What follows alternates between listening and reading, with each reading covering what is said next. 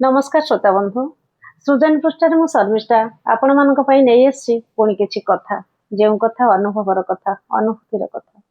जीवन आम मानक जो शिक्षा दिए ताहा केबे विद्यालय शिक्षा दे नଥାଏ एमती मो पिला दिन रे को अनुभूति मु आपण मानक कहूची जहाँकि आज जाए मन पड़िले मो मन रे भय संचार हुए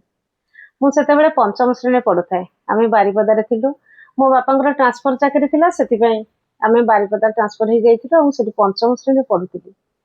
आमे एनएच पाखरो 100 मीटर दूर रे हम क्वार्टर थिला आमे बापा बो आमे भाई भणी चार जण से क्वार्टर रे रहउथिलु बापा मझिरे मझिरे टूर जानती आउ टूर गला समय रे पिला माने जहा खेलुथे बापांकर भय चल जाइथो तेनु बेसी खेलिया को भलो पांती आ मु छोटळु भारी चुलबुल थिली खाली खेलिया को भलो पाइबी सांग हेबा को भलो पाइबी बहुचोरी कबाड़ी लुचकाली सब खेलिबी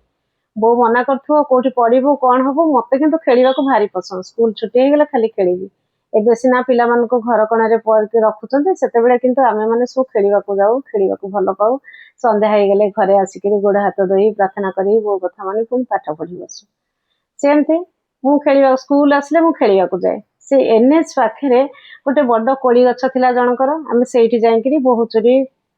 कबाड़ी लुचकाली सब खेलू से कोली गछ तलटा पूरा चट्टाणटा पूरा पक्का थिला आ सेतेबेले शीत दिन हेतिला कोली पाची थिला बहुत कोली पड़े मोर गोटे सांग श्रावणी बोली थिला तार मोर सेठी खेलू से कौन करे सबू जाक कोली सबू आग करी नहीं जीवो मो पई किछि रखेनी ता धरे मते दबनी आ खाली कहो मोर एते कोली अछि देखे तू तो गोटे भी पाउनु मो मन भारी दुख हुए से सब पकेट पूरे एते एते बहुत बहुत कोली नहीं जीवो मु दिने भाबिली भोर उठी आसिकी एथर सब कोली आज नहीं जीवी आ श्रावणी आ नबनी से भाविकी घर को गली बापा से टूर जाइथिले गेट रे पकई चाबिटा तकिया तले थोइकरी से शोइथिला मु तो देखिची मु राति रे कोन सुए मु बहु जेंति सोइला मु टिके निद आखि पड़ी भांगी गला करे गेला भाबी चमकी रे उठिले बहु तकिया तले चाबिटा धरी गेट खोली मु दौड़िली कोली गछ मुळको जेंते कोली गछ मुळको दौड़ीची देखिली गुठी भी कोली ना सेठी गोटे बड़ मर्क्यूरी लाइट जळुथिला तांकर सेटा जनकर घर बड़ मर्क्यूरी लाइट सेठी जळे एनएच कड़ू से घरटा थिला पाखे भी गोटे ग्यारेज थिला मोर केते दुस्साहस करके मु दौड़ी देखा को गोटे भी कोली से गछ मूले ना लाइट जलुचे गोटे भी ना कौन श्रावणी सब नहीं श्रावणी घरटा पाखे थिला मुझे श्रावणी घर को दौड़ली श्रावणी घर को दौड़ला भितर घर एल टाइप रा जोड़े घर भितर तुम पशि पार इजिली कबाटे गोटे कणा थिला मुझे कणा बाटे देखला श्रावणी ता बापा माँ सहित निघोट निदर शोची घर भितर लाइट जलुची बोले श्रावणी तो शोची मुझे कोली गछ पाक आसली आसला पर देखिली किछि तो पड़ेनी मन दुख होची पळेई जीवी सेते लागिला गोटे बंड पत्थर गोटे के कोली गछ को ढोकरी पकई देला ना विराट बड़ पत्थर मु भाबिली मो मुंड ऊपर पड़ी जीवो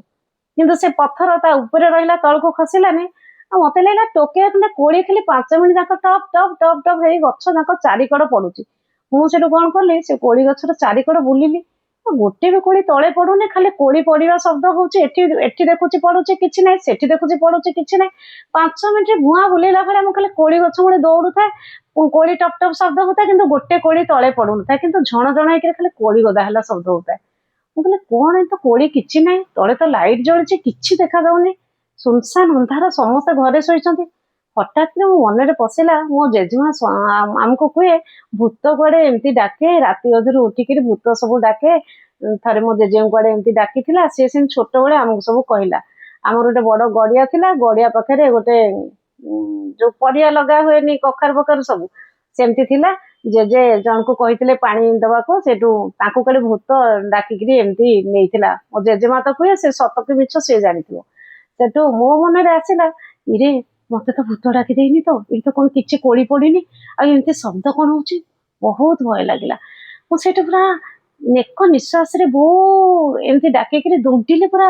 घर जाए दौड़िली घरे पशिगली बो निद भांगीगला बो कहला कौन है कहली मु कोली गछ मूल को जाइली तो कौन कोली गछ मूल जाइली कोली नाई मु पड़े बो कहला तू एत रात कुआड़े जाइल देखिलुनी केतटा बाजिलानी देखा घंटार होता 1:30 1:30 राति 10 वर्षर झील पिलाटा छोट पिलाटा एनएच कड़कू सामने गोटे बड़ ग्यारेज क्वार्टर समस्ते शोचती एबे मु भाबे जेतेबेले मो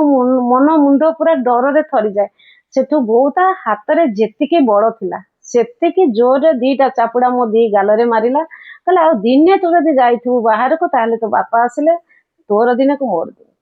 ଏମିତି କହିଲା। ମୁଁ ସେ ତ ଡରିକି ତ ଝାଳ ହେଇଯାଇଥିଲି, ଶୀତ ଦିନଟା ଡରିକି ଝାଳ ହେଇଥିଲି, ଶୋଇଗଲି। ଆଉ ତ ଦିନେ ବି ତ କୋଳି ଗଛ ମୂଳ ଯାଇନି କି ଅନ୍ଧାରକୁ ଡରିନି, ଅନ୍ଧାରକୁ ଡରିକିରି କେବେ ବି ଆଉ ଯାଏନି। କିନ୍ତୁ ମୋ ମନରେ ସବୁବେଳେ ରହିଲା ସେ ଯୋଉ ବଡ ଟେକା ପଡିଲା ଗଛ ଉପରୁ ତଳକୁ ଖସିଲାନି। ମୁଁ ଖାଲି କୋଳି ଗଛ ମୂଳ ଯାକ ବୁଲୁଥିଲି, ଟପ୍ ଟପ୍ ଟପ୍ ଟପ୍ ଖାଲି କୋଳି ପଡୁଥିଲା, ନା ମୋ ଦେହରେ ପଡୁନଥିଲା କି ତଳେ ପଡୁନଥିଲା। ସେ ଶବ୍ଦ କଣ ହଉଥିଲା ମୁଁ କିଛି ଆଜି ଯାଏ ଭାବି ପାରେନି। 5 ମିନିଟ୍ ଶବ୍ଦ ହେଲା, ତାପରେ ମୋ ମନରେ ଭୟ ଆସିଲା ଯେତେବେଳେ ମୁଁ ଦେଖୁଛି କୋଳି ପଡିବା ଶବ୍ଦ ହଉଛି, ତଳେ ପଡୁନି କି ମୋ ଦେହରେ ପଡୁନି। ତାପରେ ମୋ ମନରେ ଭୟ ଆସିଲା କି କଣ ଶବ୍ଦ ହଉଛି, ଭୂତ ନୁହଁ ତ? ଏମିତି କାହିଁ ମୋ ପିଲା ମନ ବି ହେଲେ ବି ମତେ ଜେଜେମା କଥା ମନେ ପଡିଗଲା। ମୁଁ ଡରିକିରି ଦୌଡିକି ପଳେଇ ଆସିଥିଲି। ମୁଁ ତ ଆଜି ଯାଏ ଭାବି ପାରିନି। ଆପଣ ମାନେ କୁହନ୍ତୁ ତ, ସତରେ କଣ ଭୂତ ଅଛି? ନମସ୍କାର।